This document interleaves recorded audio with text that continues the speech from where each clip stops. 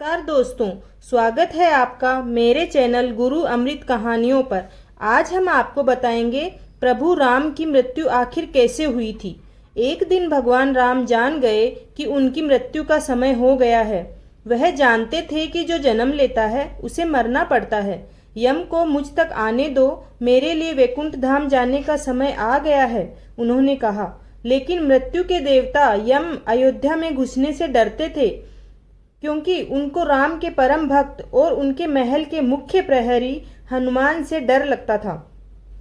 यम के प्रवेश के लिए हनुमान को हटाना जरूरी था, इसलिए राम जी ने अपनी अंगूठी को महल के फर्श के एक छेद में से गिरा दिया और हनुमान से इसे खोज कर लाने के लिए कहा। हनुमान ने स्वयं का स्वरूप छोटा करते हुए बिल्कुल भंवरे जैसा आकार बना लिया और केवल उस अंगूठी को ढूंढने के लिए छेद में प्रवेश कर गए। वह छेद केवल छेद नहीं था, बल्कि एक सुरंग का रास्ता था जो सांपों के नगर नागलोक तक जाता था। हनुमान जी नागों के राजा वासुकी से मिले और अपने आने का कारण बताया। वासुकी हनुमान को नागलोक के मध्य में ले गए, जहां अंगूठियों का पहाड़ जैसा ढेर लगा हुआ था। यहाँ आपको राम की अंगूठी अवश्य ही मिल जाएगी, वासुकी ने कहा। हनुमान सोच में पड़ गए कि वो कैसे उसे ढूंढ पाएंगे, क्योंकि ये तो भूसे में सुई ढूंढने जैसा था। लेकिन सौभाग्य से जो पहली अंगूठी उन्होंने उठाई वही राम की अंगूठी थी। लेकिन दूसरी अंगूठी देखी तो वह भी राम की अंगूठी ही थी। राम जी की युक्ति काम आ गई।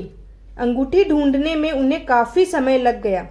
हनुमान जी को अयोध्या में न देखकर यमराज ने अयोध्या में प्रवेश किया और संत का रूप धारण कर भगवान राम जी के महल में पहुंच गए।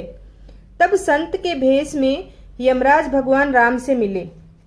तब यमराज बोले, प्रभु आपको मुझे वचन देना होगा कि हम दोनों की बात को गुप्त रखा जाए और कोई भी हमारी बातों को सुने तो उसे मृत्युदंड दिया जाए।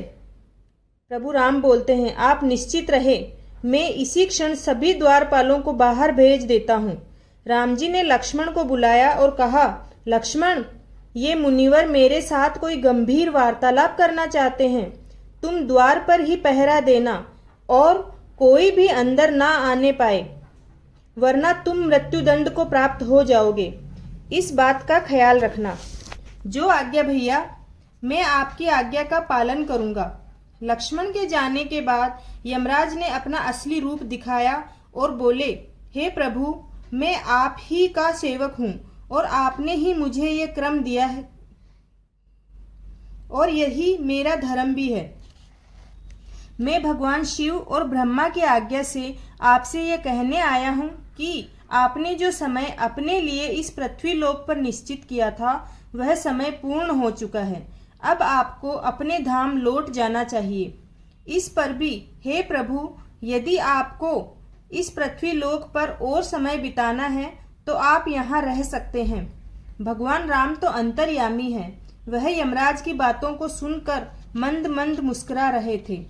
श्री राम और यमराज के बीच वार्तालाप चल ही रही थी कि इतने में भगवान राम के महल में ऋषि दुर्वासा आ पहुंचे। उन्होंने लक्ष्मण से कहा कि हमें अभी प्रभु राम से मिलना है। लक्ष्मण ने कहा, ऋषिवर, भैया राम अभी किसी से नहीं मिल सकते।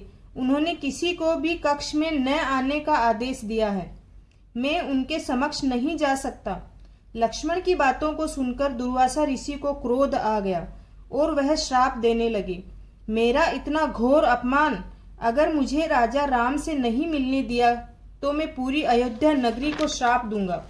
लक्ष्मण ने सोचा, अगर मैं इन्हें भैया के महल में जाने दूं तो केवल मुझे ही मृत्युदंड मिलेगा, लेकिन अयोध्या नगरी तो बच जाएगी।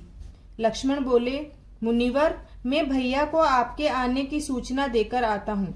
लक्ष्मण को सामने देख भगवान राम चौंक गए और यमराज अंतर्ध्यान हो गए।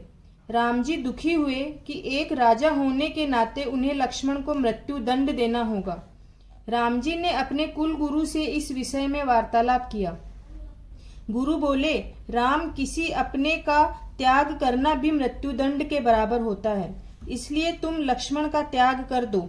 लक्ष्मण ने गुरुदेव और भगवान राम के बीच का वार्तालाप सुन लिया और वे श्री राम से बोले, हे भैया, आप मेरा त्याग मत करना, मैं यह सहन नहीं कर पाऊंगा। आपके वचन का पालन करते हुए मैं स्वयं ही अपने शरीर का त्याग कर दूंगा। लक्ष्मण ने अयोध्या की सरयू नदी में समाधि लेकर शेष नाग का रूप ले लिया और फिर भगवान विष्णु के निवास स्थान क्षीर सागर में जाकर उत्पन्न हो गए। इसके बाद भगवान राम भी लक्ष्मण के वियोग में थे। उन्होंने भी सरयू नदी में जल समाधि ले ली और अपने परम धाम को चले गए। उसके पश्चात जब हनुमान जी अंगूठी लेकर वापस लौटे तो प्रभु राम को महल में न पाकर बहुत दुखी हुए। प्रभु, आपने जानबूझकर मुझे पाताल लोक भेजा था ताकि मैं आपको रोक ना सकूं। प्रभु, आपकी आज्ञा पाकर मैं धरती पर ही रहूंगा और जहां पर भी आपका भजन और कीर्तन होगा मेरी कृपा उन पर सदैव रहेगी। हनुमान जी को प्रभु राम से अमरता का वरदान प्राप्त है। इसीलिए कहते हैं कि आज भी जहाँ कहीं भी भगवान राम का कीर्तन होता है वहाँ हनुमान जी आते हैं और भक्तों को अपना आशीर्वाद देते हैं। जय श्री राम, जय हनुमान जी।